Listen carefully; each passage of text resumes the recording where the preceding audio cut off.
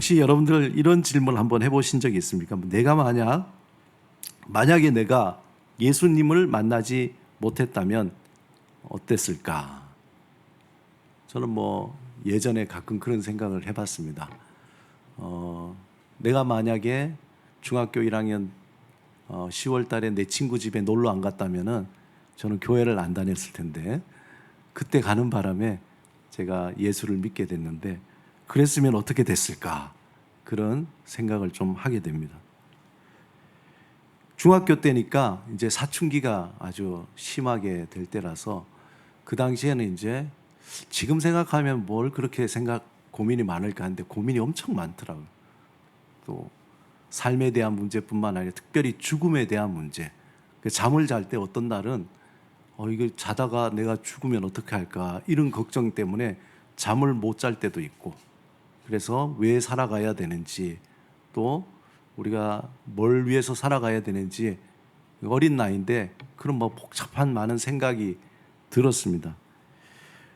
그러던 가운데 이제 예수를 믿게 됐고, 중학교 1학년 때 이제 또 2학년 수련회 때에 온전히 예수님을 이렇게 영접한 후에 저에게 아주 와닿았던 찬양 두 곡이 있는데, 그 중에 하나는 제목이 어지러운 세상 실망뿐이라는 그런 곡인데, 여러분들 아마 전혀 모르실 거예요. 워낙 오래되고. 그래서 가사 1절에 보면은 이렇게 되어 있습니다. 어지러운 세상 실망뿐이고 나는 갈 길 몰라 방황하였네. 인자한 주 음성 나를 부르사 하늘 가는 길을 보여주셨네. 당시에 개인적으로도 힘들었지만 또 가정적으로도 정말 힘든 시절이었기 때문에, 그때 아마 제 마음속에 그렇게 대단한 철학적인, 아니면 대단한 어떤 큰 사명이나 이런 건 아니고 마음이 어지러웠던 것 같아요. 어지러운 세상, 늘 원하는 것, 또 생각하는 건 잘 안 되고 실망뿐인 그런 삶. 그러니까 제가 어떻게 살아야 할지도 모르겠고, 그런 가운데 예수를 알게 되면서 주님의 그 음성이 나를 살렸구나. 이 가사가 저에게 굉장히 와닿았더라고요. 그래서 내 마음을 그대로 표현하는 그런 가사였습니다. 그 당시 저의 삶은 한마디로 의미 없음이었어요. meaningless. 의미가 없어요.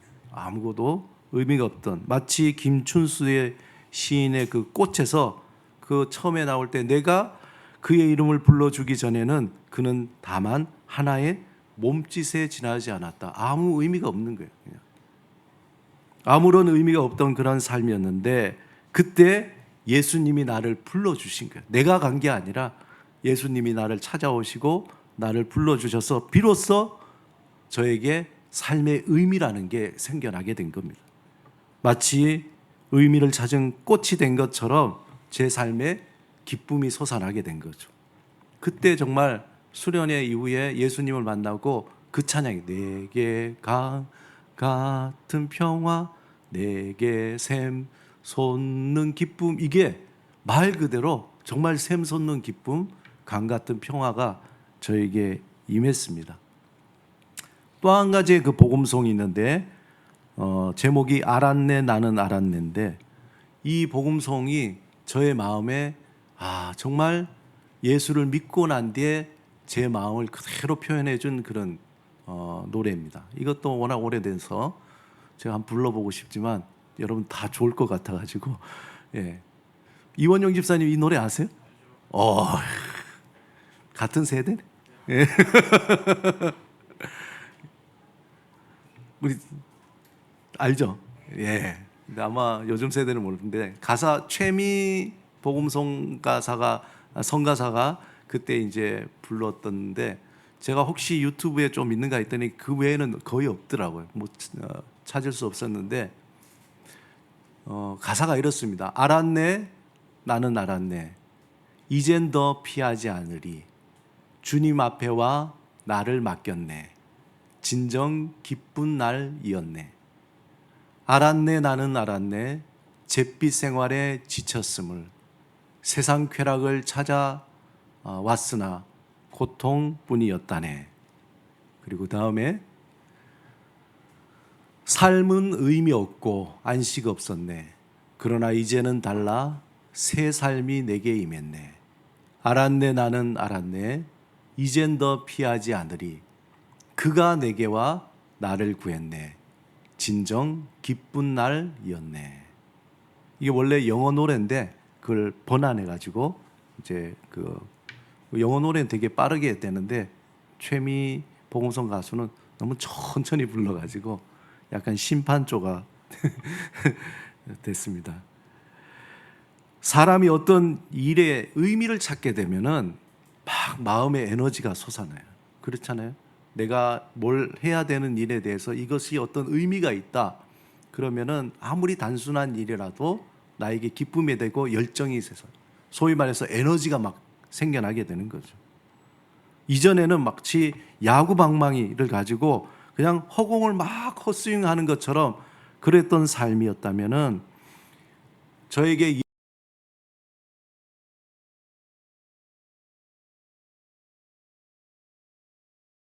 타이밍으로서 공을 향해서 정확히 이렇게 때리고자 하는 그러한 힘이 저에게 생겨났습니다.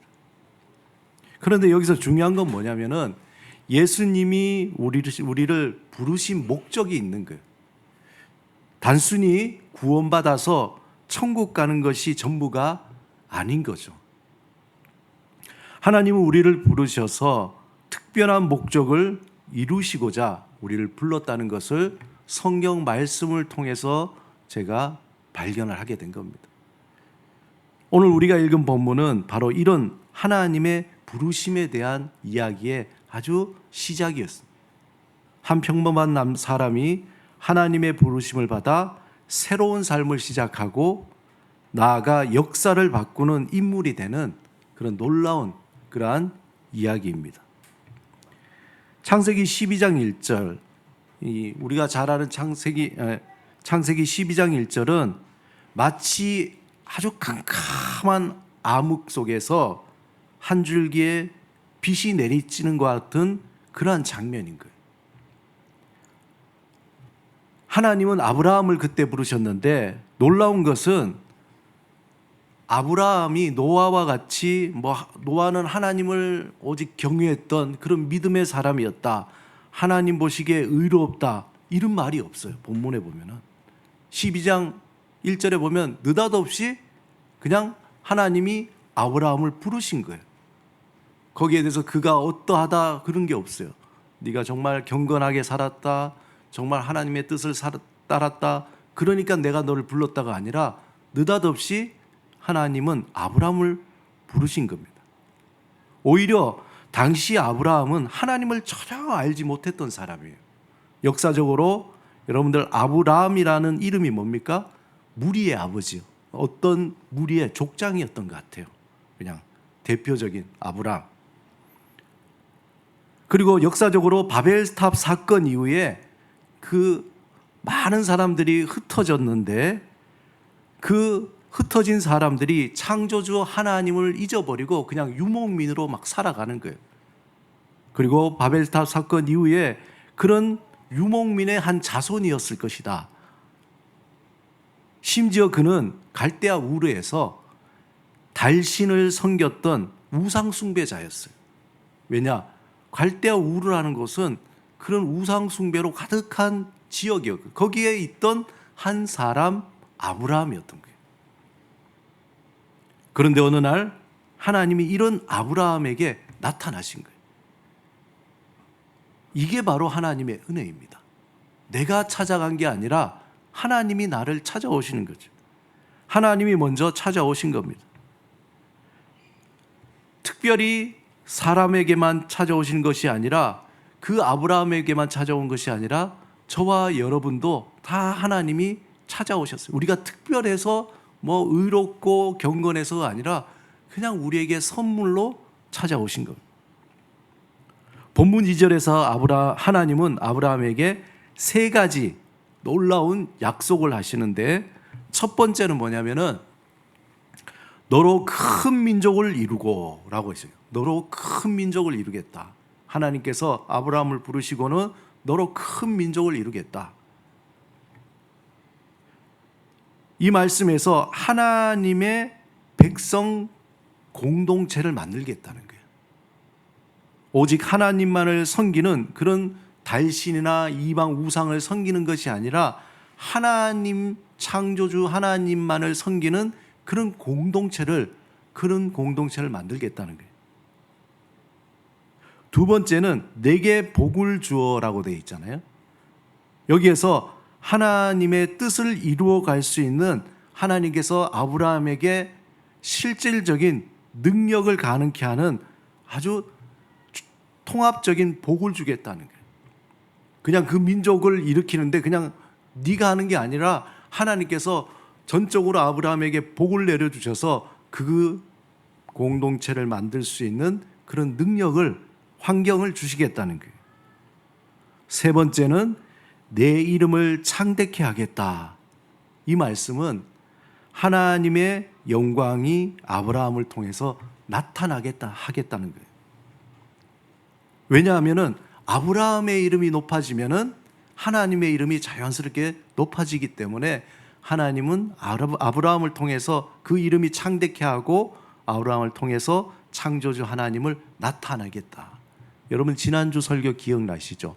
선교적이라는 말은 그냥 해외 선교나 우리가 이웃 전도하는 그런 차원이 아니라 선교적이라는 얘기는 하나님의 이름을 나타내는 것을 선교적이라고 그러는 거예요. 나의 삶을 통해서 내가 하는 일을 통해서 하나님의 일을 나타내는 것, 하나님 자신이 그를 나타내는 것, 이것이 선교적이라는 의미예요.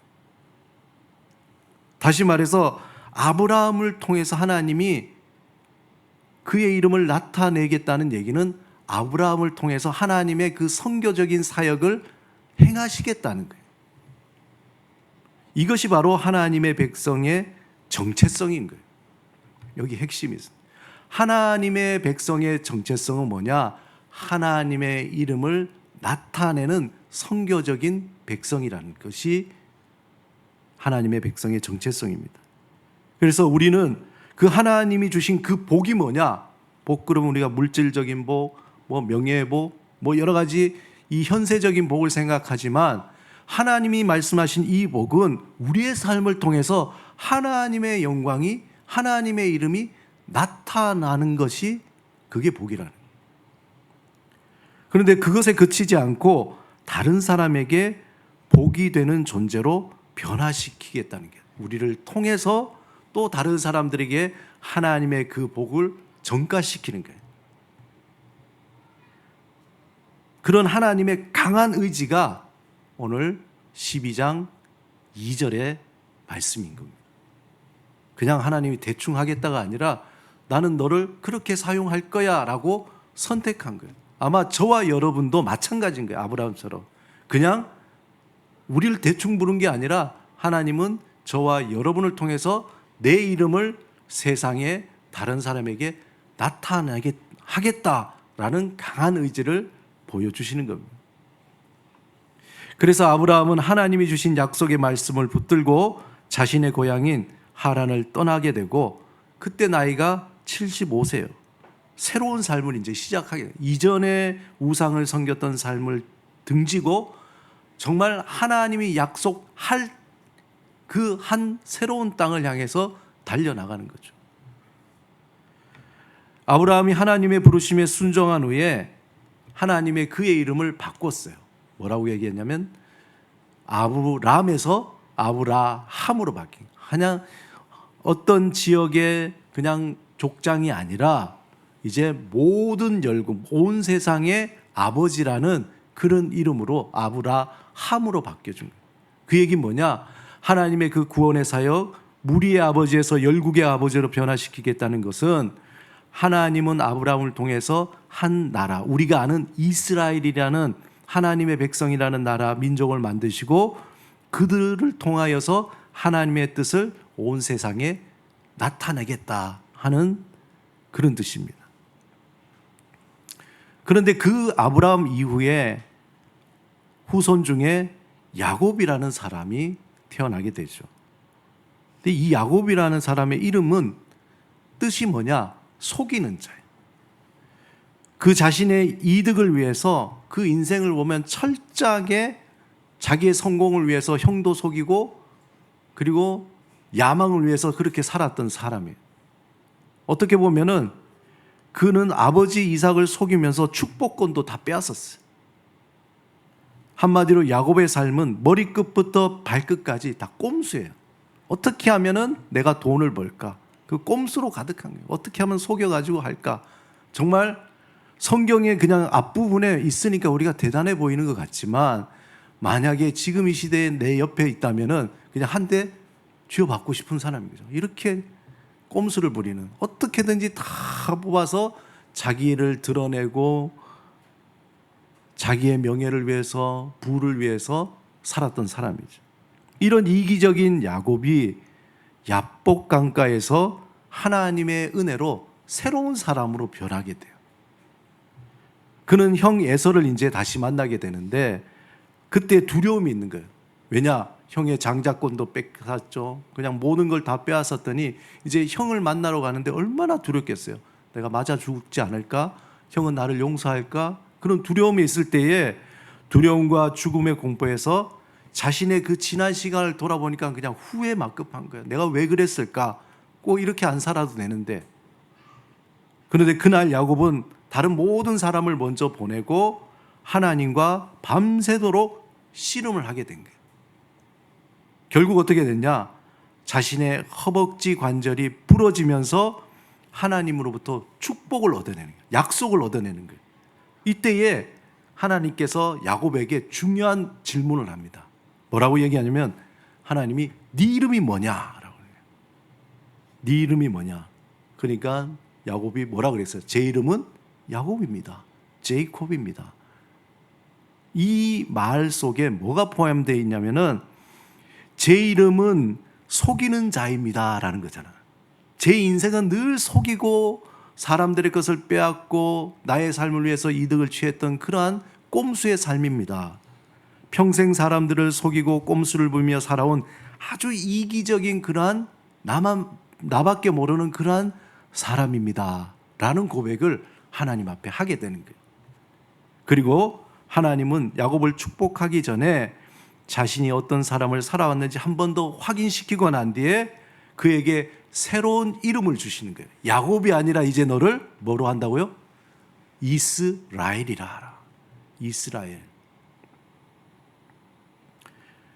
이 뜻이 뭐냐? 하나님과 겨루어서 이겼다라는 뜻이거든요. 하나님과 겨루어서 이겼다.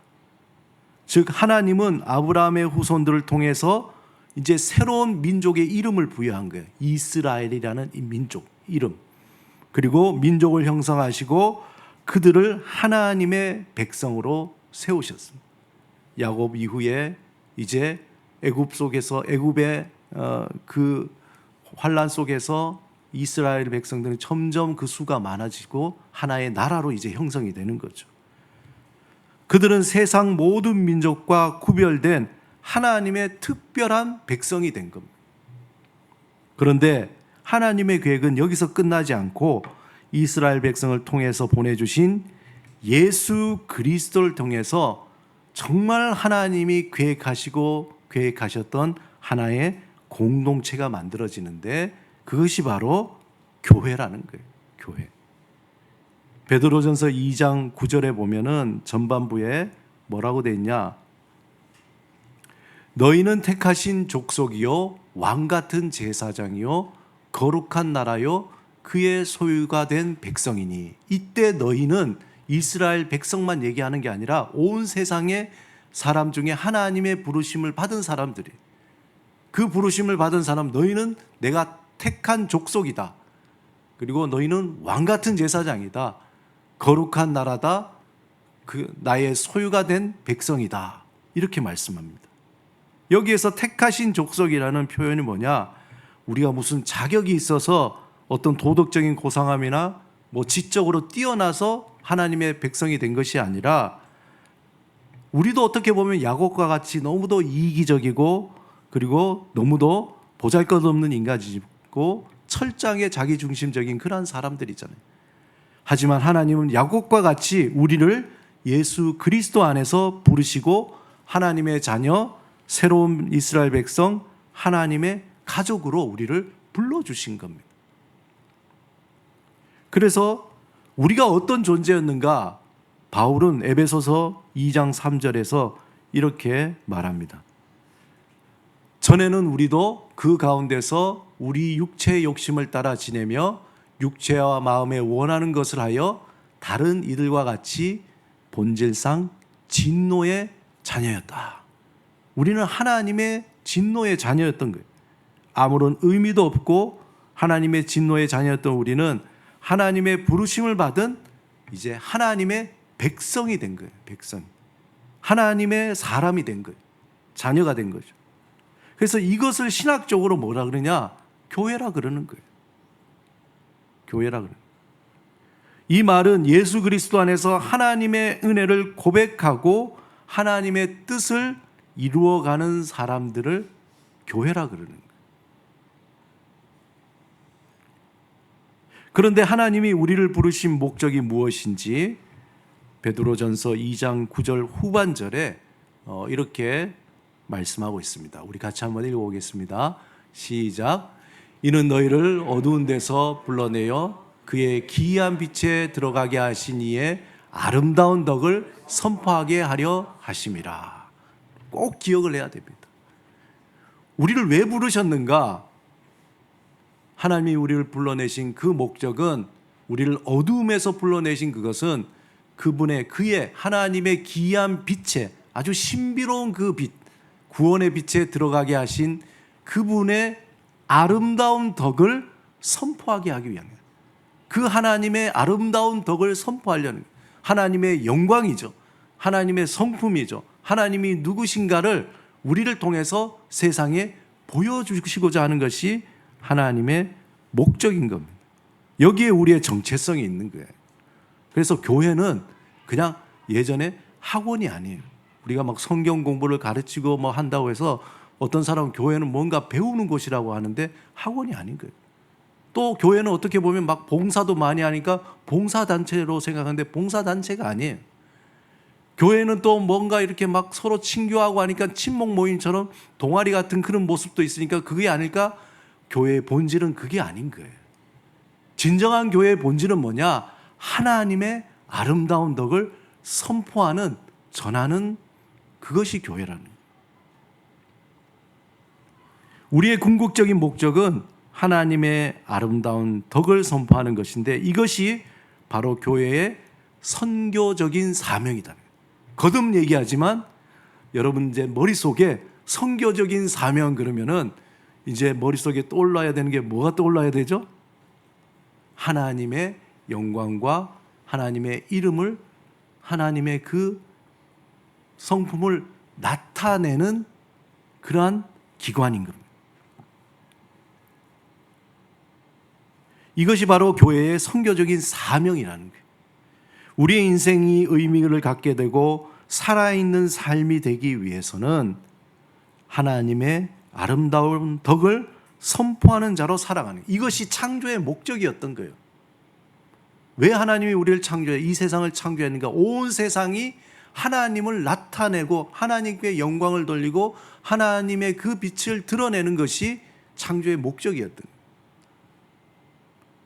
우리의 모습도 성격도 삶의 배경도 다르지만 하나님의 아름다운 덕인 하나님이 우리를 향하신 구원의 그 위대한 일, 그 영광의 가장 집약이 된 것이 누굽니까? 바로 예수 그리스도, 그분을 증거하는 사명이 우리에게 있다는 거예요. 그럼 어떻게 해요? 어떻게 전합니까?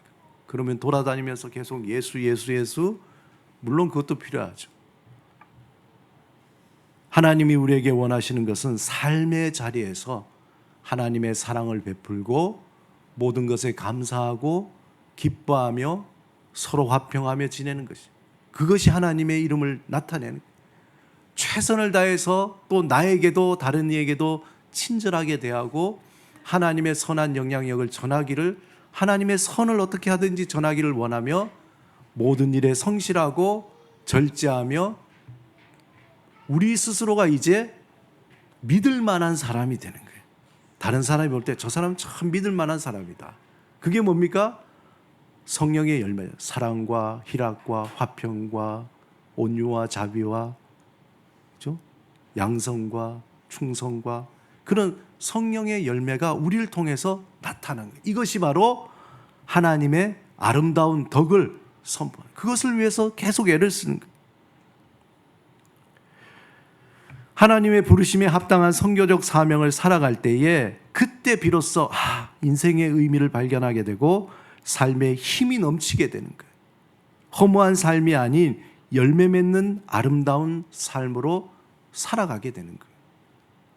어떤 상황에서도 나를 살리고 살아가게 하는 그 힘이 어디서 나오느냐? 하나님의 아름다운 덕을 선포하는 선교적 사명자로 살아갈 때 나온다는 겁니다. 사랑하는 여러분, 이 땅에서 하나님이 누구신지, 우리를 위해서 어떤 일을 행하셨는지 나타내는 선교적 사명자로 살아가는 그 삶, 그것이 가장 고상하고 의미 있으며 아름다운 삶이라는 것을 기억하시기 바랍니다.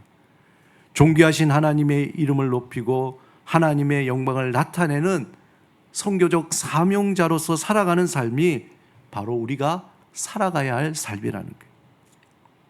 모든 유혹과 시험을 이기는 것, 우리의 고난과 우리의 어려움을 부활의 신앙으로 이기는 것, 그 아브라함에게 주신 그 복된 삶을 살아가는 것입니다.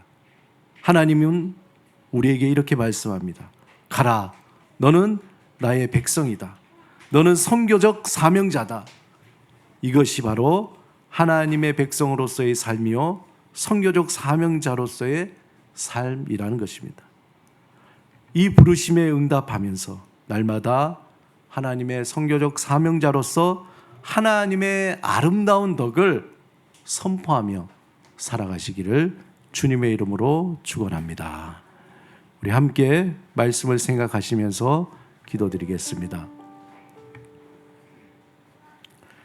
우리 삶은 참 복잡합니다. 생각할 것도 많고 예상치 않는 많은 일들이 다가오고 풀어야 할 문제도 많고 어제와 오늘과 내일 매일매일마다 우리의 삶을 가로막는 수많은 허들들이 있습니다. 그 허들을 거기에만 집중하여서 살아가다 보면은 그저 우리는 힘든 삶, 그리고 허무한 삶, 그리고 우리에게 고통스러운 삶뿐입니다.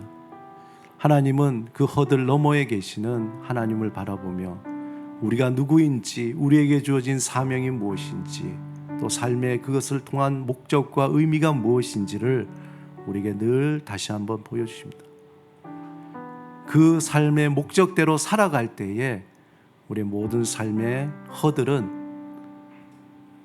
예전의 그런 장애물이 아니라 하나님을 향한 사닥다리가 되는 것을 우리는 발견하게 됩니다. 이 시간 우리가 한번 기도할 때, 주님, 나의 삶에 수많은 허들이 있지만 그것을 바라보기보다는 우리를 향하신 주님의 그 사명을 바라보게 하시고 하나님 앞에 그 사명을 감당하는 선교적 사명자로서 주님 살아가게 하옵소서. 알게 하시고 또 깨닫게 하시고 또 살아갈 수 있는 힘도 허락하여 주옵소서. 우리 주님 앞에 우리 기도하는, 간절히 구하는 마음으로 침묵으로 기도드리겠습니다.